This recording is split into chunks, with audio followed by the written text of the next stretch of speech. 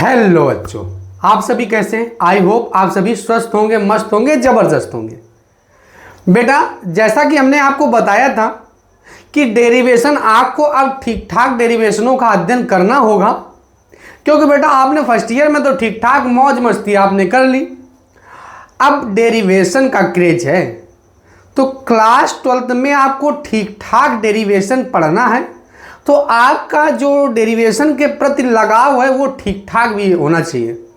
अगर आपका लगाव अच्छा नहीं होगा या आपका एप्टीट्यूड अच्छा नहीं होगा तो फिर आपको बेटा डेरिवेशन समझ में आने वाले नहीं है, जबकि डेरिवेशन बहुत हवा चीज़ नहीं है कि आपको समझ में नहीं आएगा। देखिए बेटा, अगर आप चाह लेंगे कि नहीं हमें ये समझना है तो आप सीख जाएंगे, लेकिन आप कहेंगे नहीं ये हमें आ ही नहीं सकता, आपने पहले ही आप अपने आप को निर्बल दुर्बल ये मान रखा है, तो फिर कुछ होने वाला नहीं है। तो फिर आपके लिए क्लास भी नहीं है।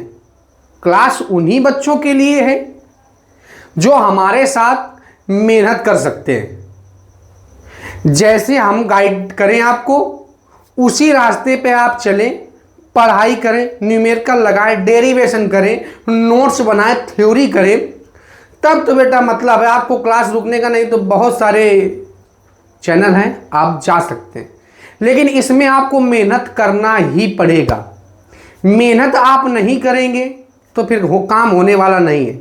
हमने जैसा कि आपको बताया कि ऑफलाइन में हमने ठीक ठाक रिजल्ट लेकर आए हैं। ठीक ठाक का मतलब 98, 99 तक, 97 हर साल बहुत सारे बच्चों के आते हैं फिजिक्स में नंबर। तो हमारा मकसद यही है कि शिक्षा हर घर में पहुंचे। अब राजा का बेटा राजा नहीं बनेगा, अब जो हकदार होगा वही राजा बनेगा बेटा। तो हमारा चैनल को स्टार्ट करने का जो मोटिव था, या हमारे अंदर खुद जो मोटिवेशन है, वो यही है कि हर घर में शिक्षा फ्री ऑफ कास्ट पहुंचे। उसी को ध्यान में रखते हुए चैनल यार बेटा स्टार्ट किया गया है। चैनल का एकमात्र उद्देश्य यही है कि पढ़ाई को बहुत अच्छे तरीके से पढ़ा जा सके, अच्छे नंबर लाए जा सके। बेटा ये बात सही है कि some digit can not decide your future, या some paper can not decide your future, यानी कि कुछ अंक पत्रिकाएं मिल जाने से आपका फ्यूचर डिसाइड नहीं होता है। लेकिन बेटा जब आप यहाँ मेहनत करेंगे, पढ़ाई करेंगे, तो आपके अंदर प्रॉब्लम सॉल्विंग, मतलब प्रॉब्लम को आई और प्रॉब्लम को हैंडल करके उसको सॉल्व करना, ये तो कम से कम सीखेंगे। आप मेहनत करना तो सीखेंगे। तैयारी के दौरान आप क्या सीखते हैं? जब आपका रिजल्ट नहीं होता तो कुछ ना कुछ तो आप सीख कर ही जाते हैं। तो मेन मोटिव यही है। तो बेटा आज ये क्लास लास्ट क्लास रहेगी इलेक्ट्रिक फील्ड एंड चार्ज की। बेटा 2 डेरिवेशन इस क्लास में हम पढ़ेंगे। पहला डेरिवेशन देखिए बेटा, हमने पढ़ चुके हैं, किसी वैद्युत ध्रुव के कारण अच्छी स्थिति पर उत्पन्न वैद्युत क्षेत्र की तीव्रता के लिए व्यंजक। बेटा दूसरा डेरिवेशन, ये तो दूसरा डेरिवेशन है, वैसे तीसरा ये दूसरा। पहला डेरिवेशन क्या था? किसी बिंदु आवेश के कारण उत्पन्न वैद्युत क्षेत्र की तीव्रता। दूसरा डेरिवेशन था बेटा किसी वैद्युत ध्रुव के कारण अच्छी स्थिति पर उत्पन्न वैद्युत क्षेत्र की तीव्रता। फिर बेटा तीसरा डेरिवेशन था किसी वैद्युत ध्रुव के कारण निरक्षी स्थिति पर उत्पन्न वैद्युत क्षेत्र की तीव्रता। अब बेटा चौथा डेरिवेशन पढ़ रहे हैं किसी वैद्युत ध्रुव के कारण ना तो अक्ष में ना निरक्ष में आर और थीटा का आप मान बदलते रहें, और किसी भी बिंदु पर आपसे वैद्युत क्षेत्र की तीव्रता पूछे तो आप बता सकते हैं। डेरिवेशन का नाम है किसी वैद्युत ध्रुव के कारण किसी बिंदु पर उत्पन्न वैद्युत क्षेत्र की तीव्रता। अभी अक्ष में बोले थे, निरक्ष में आपसे बोले थे, अब किसी बिंदु पर मतलब आर और थीटा का मान बदलने पर आप कहीं पर भी किसी भी बिंदु पर आपसे वैद्युत क्षेत्र की तीव्रता पूछे तो बेटा ये डेरिवेशन पढ़ने के पास एक आपको फार्मूला ड्राइव होगा। उस फार्मूले से आप किसी भी बिंदु पर उत्पन्न वैद्युत क्षेत्र की तीव्रता को फाइंड आउट कर सकते हैं। ठीक बेटा, तो ज्यादा देरी ना की जाए तो डेरिवेशन का क्या नाम है? किसी वैद्युत ध्रुव के कारण, किसी वैद्युत ध्रुव के कारण, किसी वैद्युत ध्रुव के कारण, किसी वैद्युत द्विध्रुव के कारण, द्विध्रुव द्विध्रुव के कारण, किसी वैद्युत द्विध्रुव के कारण, किसी वैद्युत द्विध्रुव के कारण अच्छी स्थिति, सॉरी, किसी वैद्युत द्विध्रुव के कारण किसी बिंदु पर, किसी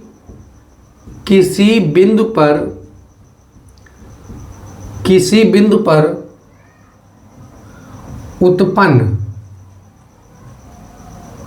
उत्पन्न वैद्युत क्षेत्र की तीव्रता, उत्पन्न वैद्युत क्षेत्र की तीव्रता, उत्पन्न वैद्युत क्षेत्र की तीव्रता बेटा,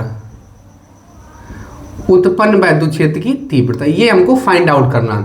किसी वैद्युत द्विध्रुव के कारण किसी बिंदु पर उत्पन्न वैद्युत क्षेत्र की तीव्रता, किसी बिंदु पर उत्पन्न वैद्युत क्षेत्र की तीव्रता बेटा। तो डेरिवेशन को फाइंड आउट करते हैं। तो माना ए बी एक वैद्युत द्विध्रुव, माना ए बी एक क्या बेटा, यहां से सॉल्व करते हैं। तो माना ए बी एक क्या बेटा, वैद्युत द्विध्रुव, माना ए बी एक क्या बेटा, वैद्युत द्विध्रुव है, जिसके ए सिरे पर माइनस क्यू आवेश तथा बी सिरे पर क्या बेटा, माना ए बी एक वैद्युत द्विध्रुव है जिसके ए सिरे पर माइनस क्यू आवेश तथा बी सिरे पर क्या बेटा, प्लस क्यू आवेश है। इसका मध्य बिंदु ओ है, इसका मध्य बिंदु क्या है, ओ है, इसका मध्य बिंदु ओ है, इसका मध्य बिंदु ओ है, मध्य बिंदु क्या बेटा, ओ है, मध्य बिंदु क्या बेटा, ओ है। माना ए बी एक वैद्युत द्विध्रुव जिसके ए सिरे पर माइनस क्यू तथा बी सिरे पर प्लस क्यू आवेश है, इसका मध्य बिंदु ओ है। मध्य बिंदु ओ से थीटा कोण पर, मध्य बिंदु ओ से थीटा कोण पर आर दूरी पर कोई बिंदु क्या बेटा, कोई बिंदु पी है, कोई बिंदु क्या बेटा, पी है, जहां पर वैद्युत क्षेत्र की तीव्रता की क्या करनी बेटा, तो जहां पर वैद्युत क्षेत्र की तीव्रता की क्या करनी बेटा, गणना करनी। तो माना ए बी एक वैद्युत द्विध्रुव, माना ए बी एक, डायग्राम समझ में आ गया, डेरिवेशन में कुछ है नहीं बेटा। माना ए बी एक वैद्युत द्विध्रुव जिसके ए सिरे पर माइनस क्या था, बी सिरे पर प्लस क्यू आवेश, इसका मध्य बिंदु ओ है, मध्य बिंदु क्या बेटा, ओ है, मध्य बिंदु क्या है, ओ है। ठीक है, इस वैद्युत द्विध्रुव का वैद्युत ध्रुवागुण कितना बेटा, तो वैद्युत ध्रुवागुण P है, वैद्युत ध्रुवागुण क्या बेटा, P है। अब आपको क्या करना है, डेरिवेशन बेटा ध्यान समझेंगे। अभी आप तो ना अभी अक्ष में भी करके आए, निरक्ष में भी करके आए। तो आप बेटा किसी बिंदु पर है, तो माना ए बी एक वैद्युत जिसके ए सिरे पर माइनस क्या था, बी सिरे पर प्लस क्यू आवेश है, इसका मध्य बिंदु क्या है बेटा, ओ है। मध्य बिंदु ओ से थीटा कोण पर आर दूरी पर कोई बिंदु भी है जहां पर वैद्युत क्षेत्र की तीव्रता की क्या करनी है बेटा, गणना करनी है। ये जो ए बी वैद्युत ध्रुव ये दो वैद्युत ध्रुवों से मिलकर बना है, जो ये ए बी वैद्युत ध्रुव दो वैद्युत ध्रुवों से मिलकर बना है। ये जो ए बी वैद्युत ध्रुव ये दो वैद्युत ध्रुवों से मिलकर बना है, A1 और B1, A1 और बेटा B1, A1 और B1, A1 और B1, A1 और B1। ये जो ए बी वैद्युत ध्रुव ये दो वैद्युत ध्रुवों से मिलकर बना है, A1 और B1, A1 और बेटा B1, A1 और B1, A1 और B1। तो ये A1 B1 हो गया। अब दूसरा क्या हो गया बेटा, A2 B2, A2 B2, A2 B2, A2 B2। ठीक बेटा, ये नाम क्या करते हैं इसका, A2 और B2, A2 और B2। तो माना ए बी एक वैद्युत जिसके ए सिरे पर माइनस क्या होता है, बी सिरे पर प्लस क्यू आवेश, इसका मध्य बिंदु O है, मध्य बिंदु O है। मध्य बिंदु O से थीटा कोण पर आर दूरी पर कोई बिंदु P है जहां पर वैद्युत क्षेत्र की तीव्रता की गणना करनी है। ये जो ए बी वैद्युत दो वैद्युत ध्रुवों से मिलकर बना A1 B1 A2 B2, A1 B1 A2 B2। अब बेटा ध्यान समझेंगे कि ये A1 और B1 वैद्युत द्विध्रुव, A1 और B1 वैद्युत द्विध्रुव के कारण उत्पन्न जो वैद्युत क्षेत्र की तीव्रता होगी, जो अच्छी स्थिति में डायरेक्शन होती थी, वो क्या होती थी बेटा, वैद्युत द्विध्रुव के अक्ष में, वैद्युत द्विध्रुव के अक्ष में बाहर की ओर होती थी। वैद्युत द्विध्रुव के अक्ष में कहाँ की ओर होती थी बेटा, बाहर की ओर होती थी। किधर की ओर होती थी बेटा, बाहर की ओर। तो बेटा अच्छी स्थिति पर उत्पन्न जो वैद्युत क्षेत्र की तीव्रता होती है वो किधर की ओर होती है बेटा, तो उसी के अक्ष में बाहर की ओर होती, उसी के अक्ष में बाहर की ओर होती, इसीलिए इसे नाम क्या दिया गया, E1। क्या नाम दिया गया बेटा, E1।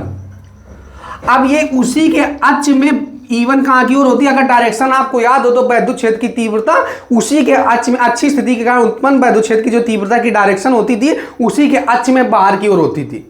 बेटा निरक्षी स्थिति पर उत्पन्न जो वैद्युत क्षेत्र की तीव्रता की डायरेक्शन होती थी, अगर याद हो तो E1 cos थीटा, उसके 36 घटक, तो बेटा 36 घटक के कारण उत्पन्न वैद्युत क्षेत्र की तीव्रता हुई, तो ऊर्ध्वाधर घटक एक दूसरे के बराबर में विपरीत थे।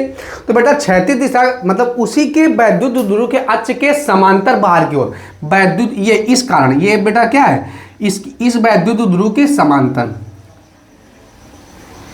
वैद्युत ध्रुव के समांतर किधर की ओर बेटा, बाहर की ओर। वैद्युत ध्रुव के समांतर किधर की ओर बेटा, बाहर की ओर। अब इसी में क्या निकाल लेंगे, ई नेट निकाल लेंगे। क्या निकाल लेंगे, ई नेट। यही ई नेट चाहिए हमको। क्या चाहिए बेटा, ई नेट।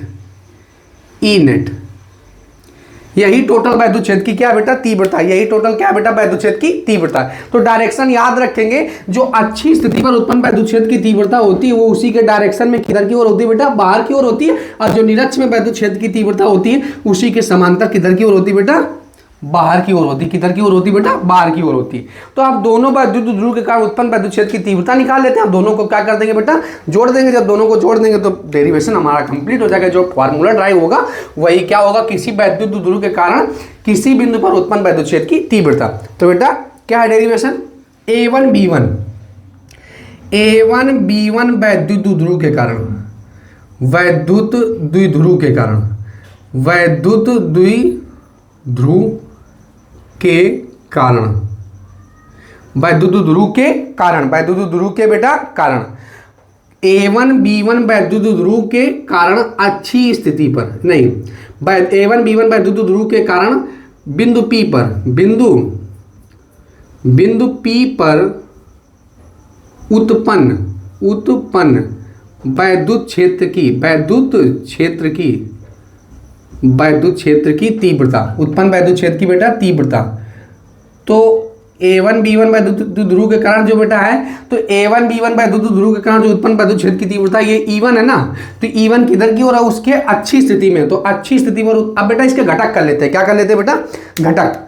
तो अगर आपको याद हो तो घटक करना हमने आपको बताया था कि जिस अक्ष के साथ कोण बनेगा वो cos थीटा, जिस अक्ष के साथ कोण नहीं बनेगा वो क्या होगा बेटा, sin थीटा। तो ये P इस अक्ष के साथ कोण बना रहा है, P इस अक्ष के साथ कोण बना रहा है, A1B1 वैद्युत ध्रुव में बना रहा है। तो ये क्या हो जाएगा, P cos थीटा। क्या हो जाएगा बेटा, P cos थीटा। और किसके कारण नहीं बना रहा बेटा, इस अक्ष से नहीं बना रहा, तो इस अक्ष से नहीं बना रहा, तो ये क्या हो जाएगा, P sin थीटा। क्या हो जाएगा बेटा, P sin थीटा। घटक करना आपको आता है, जिसके साथ कोण बनाएंगे वो P cos थीटा, जिसके साथ कोण नहीं बनाएंगे वो P sin थीटा होगा। ठीक बेटा। तो क्या होगा, E1 क्या हो जाएगा, तो E1 हो जाएगी 1/4 pi epsilon not 2p by में क्या होता था बेटा, r क्यूब होता था। 2p बाई में क्या होता था बेटा, r क्यूब। अच्छी स्थिति पर उत्पन्न जो वैद्युत क्षेत्र की तीव्रता होती है वो E1 इक्वल टू में होता है 1/4 पाई एप्सिलॉन 2p बाई में क्या होता है बेटा, r क्यूब होता। लेकिन यहाँ पे घटक किया गया तो अपने पास जो घटक आया अच्छी के कारण वो P cos थीटा आया। क्या बेटा, P cos थीटा। क्या आया बेटा, P cos थीटा। इसलिए P cos थीटा लिखा जाएगा। इसको बना लेते हैं समीकरण 1। इसको क्या बना लेते हैं बेटा, समीकरण 1।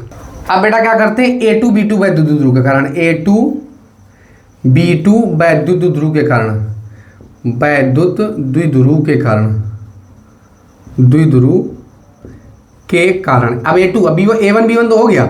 अब A2B2 वैद्युत ध्रुव के कारण बिंदु P पर उत्पन्न वैद्युत क्षेत्र की तीव्रता, उत्पन्न वैद्युत क्षेत्र की तीव्रता, उत्पन्न वैद्युत क्षेत्र की तीव्रता। तो बेटा ये क्या हो जाएगा, E2 बराबर में हो जाएगा, E2 बराबर में हो जाएगा 1/4 पाई एप्सिलॉन नॉट। अब बेटा निरक्षीय स्थिति में अगर आपको याद हो तो निरक्षीय स्थिति में उत्पन्न जो वैद्युत क्षेत्र की तीव्रता होती थी वो P बाई में क्या होती थी बेटा, R क्यूब। P बाई में क्या होती थी, R क्यूब। लेकिन जो निरक्षीय का जो घटक आया वो क्या है बेटा, P sin थीटा। क्या है बेटा, P sin थीटा। तो इसको बना लेते हैं समीकरण 2। क्या बना लेते हैं बेटा, समीकरण 2। अब समीकरण 2 बना लेते हैं। ठीक है। अब क्या करेंगे, A1B1 वैद्युत ध्रुव के कारण अच्छी स्थिति पर उत्पन्न वैद्युत क्षेत्र की तीव्रता। अब कुल वैद्युत क्षेत्र की तीव्रता निकाल लेते हैं। क्या निकालते हैं बेटा, कुल वैद्युत क्षेत्र की तीव्रता, कुल वैद्युत क्षेत्र की तीव्रता, कुल वैद्युत क्षेत्र की बेटा तीव्रता। तो कुल वैद्युत क्षेत्र की तीव्रता होगा E नेट बराबर में, E नेट बराबर में हो जाएगा अंडरवुड में, क्योंकि बेटा सदिश राशि E1 स्क्वायर प्लस का E2 स्क्वायर और प्लस का 2E1 E2। बेटा इस डायग्राम की भाषा नहीं लिखी है तो डायग्राम की भाषा ऐसा करते हैं, यहाँ पे लिख देते हैं। डायग्राम की तो भाषा लिखी ही नहीं हमने, यह बेटा यहाँ पे जगह बचे कि यहाँ पे लिख देंगे। ठीक है, डेरिवेशन हो जाने तो फिर लिख देते हैं भाषा। तो ई नेट इक्वल टू में क्या हो जाएगा, E1 square plus E2 square plus 2E1 E2 cos theta. अब बेटा थीटा की वैल्यू कितनी, तो आपको पता होना चाहिए थीटा की वैल्यू यहाँ पे 90 डिग्री है, क्योंकि E1 और E2 के मध्य जो बनने वाला कोण वो कितना बेटा, 90 डिग्री। कितने डिग्री है बेटा, 90 डिग्री है। अब E1 और E2 के 90 डिग्री, तो cos 90 का मान कितना होता है, तो cos 90 का मान होता है बेटा 0 डिग्री, 0 होता।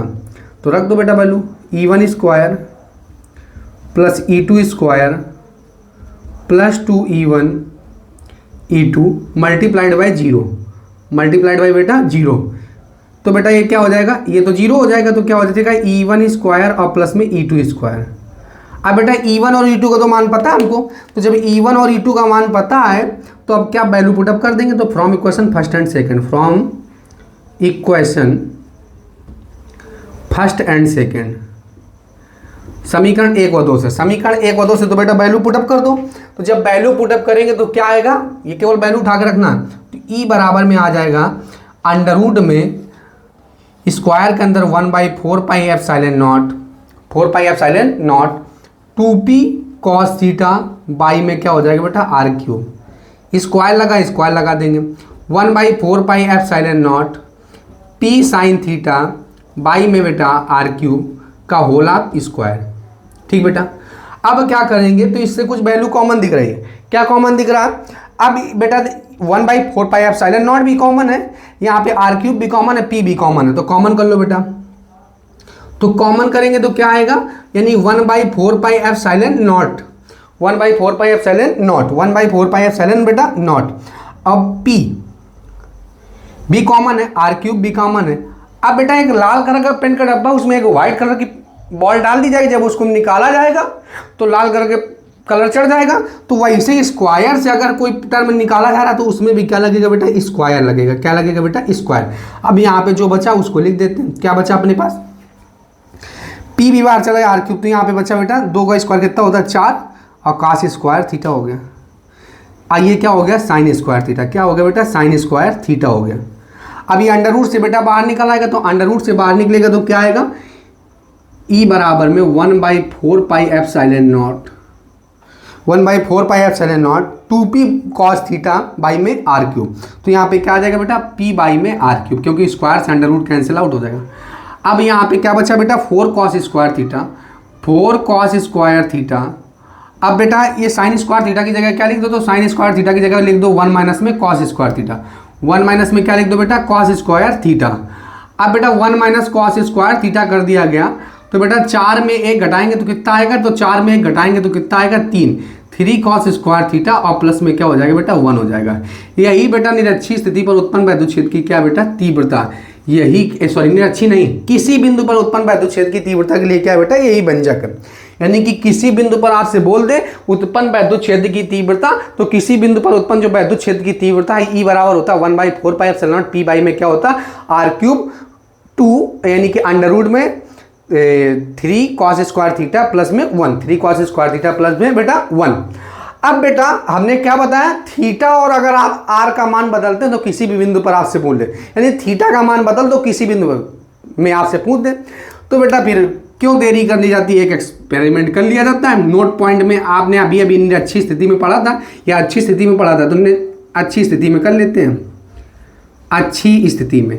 तो अगर आपको याद हो तो अच्छी स्थिति में जो थीटा का मान होता था वो कितना होता था, तो थीटा का मान होता था 180 डिग्री, कितना डिग्री बेटा 180 डिग्री, कितने डिग्री 180 डिग्री। अब ये पहला नंबर कर ले तो दोनों नोट पॉइंट कर लेंगे। यानी कि अगर आपको किसी भी बिंदु पर उत्पन्न वैद्युत क्षेत्र की तीव्रता आती है तो आप अच्छी स्थिति पर भी उत्पन्न वैद्युत क्षेत्र की तीव्रता की गणना कर सकते हैं और निरक्षी स्थिति पर भी उत्पन्न वैद्युत क्षेत्र की तीव्रता की क्या कर सकते हैं बेटा गणना कर सकते हैं। तो थीटा का मान कितना रख दो 180, तो ई बराबर में क्या आ जाएगा, तो ई बराबर में आ जाएगा 1/4 pi epsilon not, P by में क्या हो गया बेटा आर क्यूब हो गया।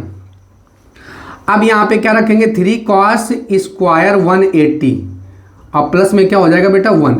अब cos 180 का मान कितना होता है, तो cos 180 का मान होता है बेटा माइनस का होना, ऊपर लगा स्क्वायर तो क्या हो जाएगा बेटा प्लस का हो जाएगा, प्लस क्या हो जाएगा बेटा प्लस का हो जाएगा।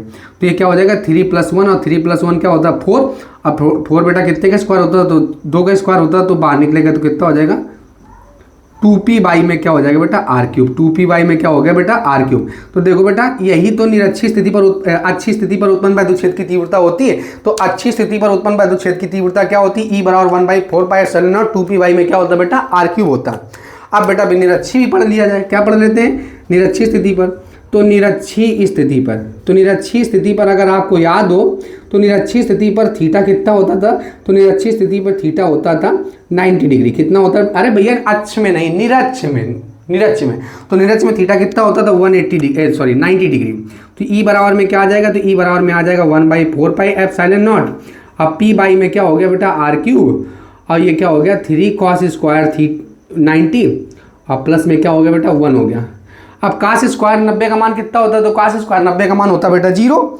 अब कास स्क्वायर 90 का मान जब 0 हो गया तो अब 0, अब ये तो टोटल 0 हो गया। अब बचा 1, तो 1 का वर्गमूल 1 ही होता है। तो ई बराबर में क्या आ गया, तो ई बराबर में आ गया 1/4 pi epsilon not. P by में क्या आ गया बेटा आर क्यूब, पी बाई में क्या आ गया बेटा आर क्यूब।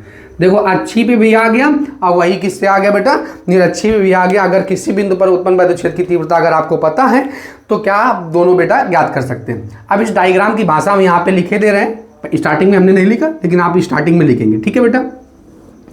माना ए बी एक वैद्युत ध्रुव, माना ए बी एक वैद्युत द्विध्रुव है, वैद्युत द्विध्रुव है जिसके ए सिरे पर माइनस क्यू आवेश तथा बी सिरे पर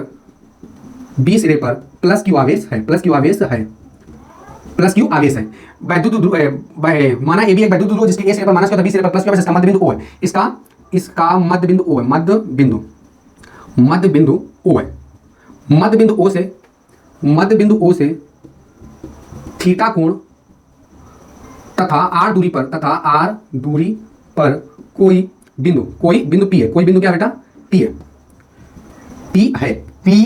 कोई बिंदु क्या बेटा पी है, जहां पर वैद्युत क्षेत्र की तीव्रता की गणना करनी है। माना ए बी वैद्युत द्विध्रुव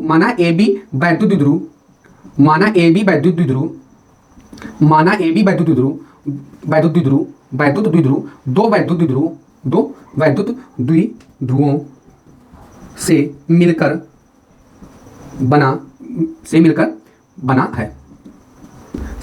बना है। अब वैद्युत ध्रुव क्या है बेटा, तो A1 B1 और A2 B2। तो आई होप आप लोगों को ये डेरिवेशन समझ में आ गया होगा। आइए बेटा आप लोग क्या करिए स्क्रीनशॉट ले लीजिए। बेटा आपने स्क्रीनशॉट ले लिया होगा। हमने जैसा कि बताया था ये क्लास आपका लास्ट लेक्चर होगा, यानी कि इलेक्ट्रिक चार्ज एंड फील्ड का लास्ट लेक्चर होगा। लेकिन इस लेक्चर में आप बेटा 2 डेरिवेशन पढ़ेंगे। पहला डेरिवेशन आपने पढ़ लिया है, अब इसको हम क्या करते हैं बेटा इरेज कर देते हैं। क्या कर देते हैं बेटा इरेज कर देते हैं, ठीक बेटा। इस ये लेक्चर का या इस आप चैप्टर का कह सकते हैं इलेक्ट्रिक फील्ड एंड चार्ज का ये लास्ट डेरिवेशन है बेटा, ठीक है। तो एक समान वैद्युत क्षेत्र में थीटा कोण पर रखे वैद्युत द्विध्रुव पर बल आघूर्ण यानी टाउ का मान चाहिए हमको। तो बेटा ये यूपी बोर्ड के एग्जाम के पॉइंट ऑफ व्यू से बेहद ही इंपॉर्टेंट है। मतलब इस चैप्टर से सबसे आने की जो डेरिवेशन के आने की जो प्रोबेबिलिटी है वो तो फिर जैसा जैसा आगे पढ़ते जाएंगे तो प्रोबेबिलिटी ज़्यादा डेरिवेशनों की बढ़ती जाएगी। लेकिन इस डेरिवेशन के आने की प्रोबेबिलिटी ठीक है नहीं, मोस्ट इंपॉर्टेंट डेरिवेशन है कि जो 2 नंबर का भी आपको आ सकता है और बेटा ये 3 नंबर का भी कभी पूछा गया है यूपी बोर्ड के एग्जाम में, ठीक है। तो एक समान वैद्युत क्षेत्र में थीटा कोण पर रखे वैद्युत ध्रुव पर लगने वाला बल आघूर्ण। तो माना ई तीव्रता का कोई वैद्युत क्षेत्र है, या आप बेटा यहाँ पे करते हैं, ठीक है, डायग्राम यहां बनाते हैं। माना ई तीव्रता का कोई वैद्युत क्षेत्र है, माना ई तीव्रता का कोई वैद्युत क्षेत्र है, जिसमें ए बी एक क्या रखा है बेटा वैद्युत द्विध्रुव रखा है, वैद्युत द्विध्रुव रखा है। थोड़ा कंजेस्टेड कर देते हैं या ठीक है। माना ए बी एक क्या बेटा वैद्युत द्विध्रुव, जिसके ए सिरे पर माना ई तीव्रता का कोई वैद्युत क्षेत्र है, माना ई तीव्रता का कोई क्या बेटा वैद्युत क्षेत्र है, जिसमें ए बी एक क्या रखा है बेटा वैद्युत द्विध्रुव, जिसमें ए बी एक क्या रखा बेटा वैद्युत द्विध्रुव रखा,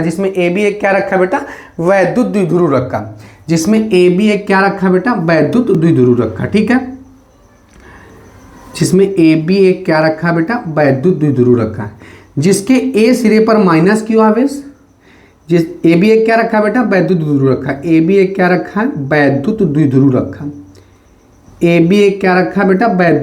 रखा, ठीक है। अब ये मान लेते हैं ये भी इलेक्ट्रिक फील्ड लाइंस है, ठीक।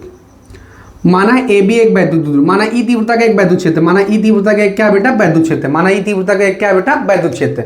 अब माना ई तीव्रता का एक वैद्युत क्षेत्र है जिसमें ए बी एक क्या रखा बेटा वैद्युत ध्रुव रखा, जिसके ए सिरे पर माइनस क्यू, तो बी सिरे पर क्या बेटा प्लस क्यू आवेश है, जिसके ए सिरे पर माइनस क्यू आवेश तथा बी सिरे पर बेटा क्या बेटा प्लस क्यू आवेश है।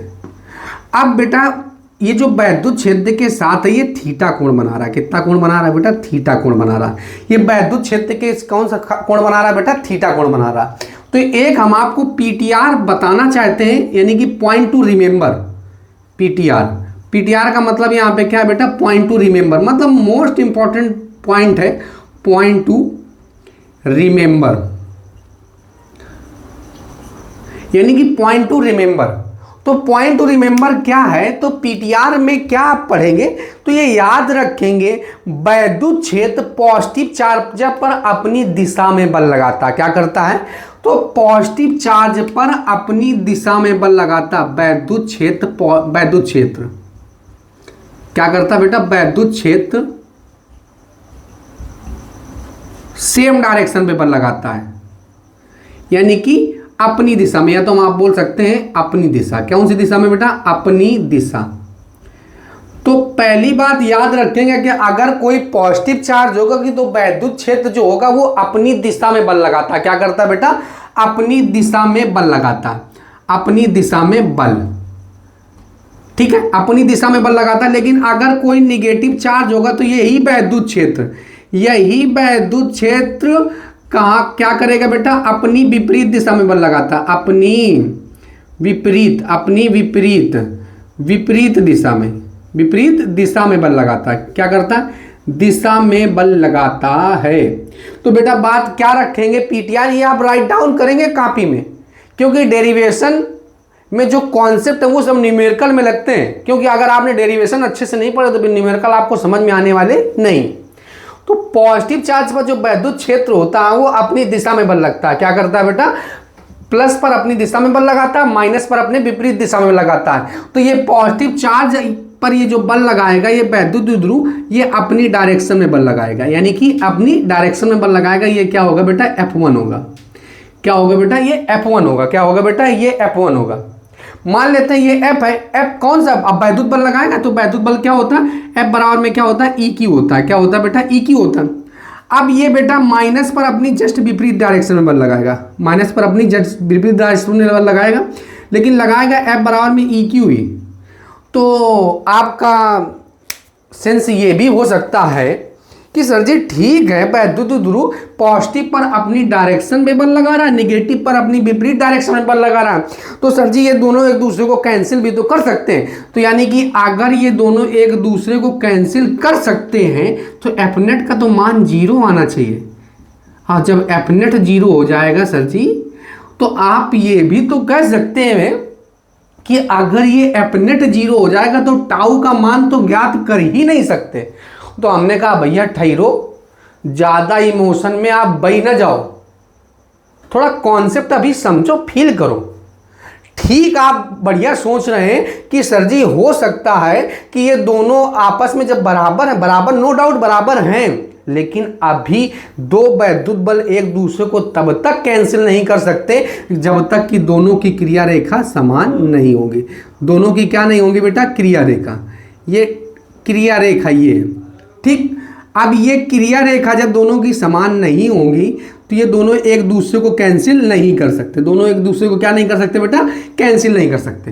तो दो वैद्युत ध्रुव एक दूसरे को तब तक कैंसिल नहीं कर सकते, तो इस कंडीशन में दोनों वैद्युत ध्रुव आपस में समान, तो मतलब दोनों बल आपस में समान है।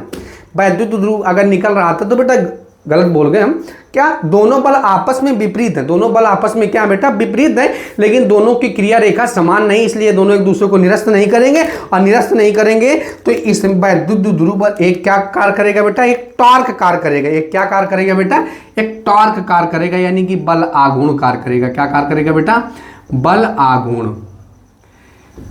फिर से समझेंगे, दोनों ये वैद्युत बल एक दूसरे के बराबर एवं विपरीत हैं, लेकिन दोनों की क्रिया रेखा समान नहीं, इसलिए दोनों एक दूसरे को कैंसिल नहीं करेंगे। और जब दोनों एक दूसरे को कैंसिल नहीं करेंगे तो बेटा ये क्या होगा, ये इनको एक बल आघूर्ण प्राप्त करेगा। क्या होगा बेटा? बल आघूर्ण प्राप्त होगा, और यही बल आघूर्ण हमको फाइंड आउट करना है। तो बेटा क्या करते हैं, इसको यहां से मिला देते हैं, इसको नाम देते हैं बेटा ओ। क्या नाम देते हैं बेटा? ओ। या आप सी भी कुछ भी नाम दे दें, नाम देने से कोई दिक्कत तो होने वाली नहीं। तो अब बेटा क्या करते हैं, त्रिभुज ए ओ बी ले लेते हैं, ए बी ओ ले लेते हैं, ए बी ओ में लगा देते हैं बेटा साइन थीटा। क्या लगा देते हैं बेटा? Sine theta. साइन थीटा बराबर में होता है लंब बटे में आधार।